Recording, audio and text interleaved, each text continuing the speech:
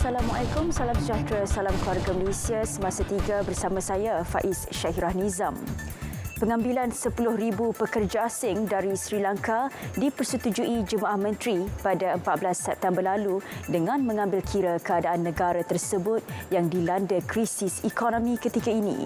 Menteri Sumber Manusia Datuk Seri M. Saravanan berkata, kerajaan Sri Lanka telah mengemukakan permohonan rasmi untuk membekalkan tenaga kerja dan memohon kuota sebanyak 10,000 pekerja.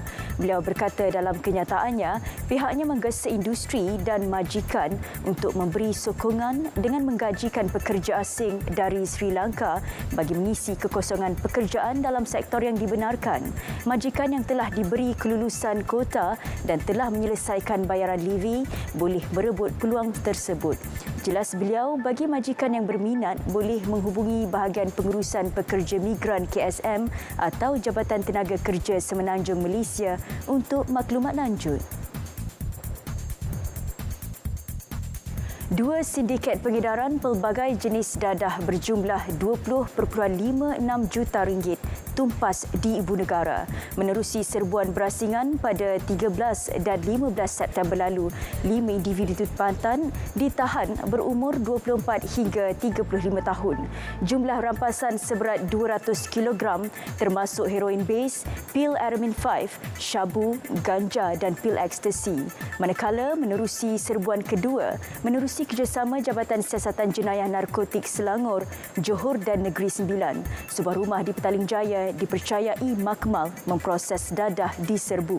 Modus operandi sindiket dipercayai memasarkan dadah sekitar Lembah Kelang dan selatan tanah air. Tidak mahu isu beban kos sara hidup dan masalah kewangan mengganggu prestasi dan pembelajaran anak-anak kawasan luar bandar, Yayasan Pelajaran MARA YPM tampil menghulurkan bantuan.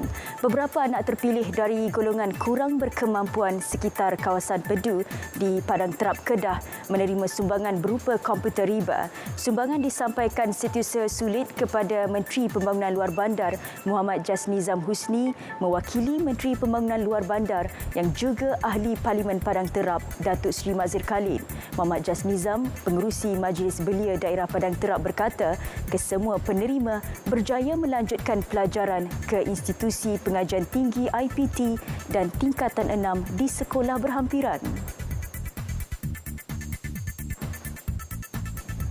Seorang lelaki bertindak membakar diri berdekatan pejabat Perdana Menteri Jepun pada Rabu. Tindakan lelaki tersebut berikutan tidak berpuas hati dengan keputusan kerajaan mengadakan upacara pengebumian negara untuk bekas Perdana Menteri Shinzo Abe. Lelaki tersebut telah dibawa ke hospital selepas melecur di seluruh badan untuk mendapat rawatan. Anggota polis yang cuba memadamkan api bagi menyelamatkan lelaki itu turut cedera. Lelaki berusia 70-an itu ditemui dalam keadaan tidak sedarkan diri. Namun kemudian memberitahu polis dia sengaja menyiram dirinya dengan minyak. Upacara pengebumian negara untuk Abe yang ditembak mati pada Julai 8 ketika berkempen dijadual berlangsung 27 September ini.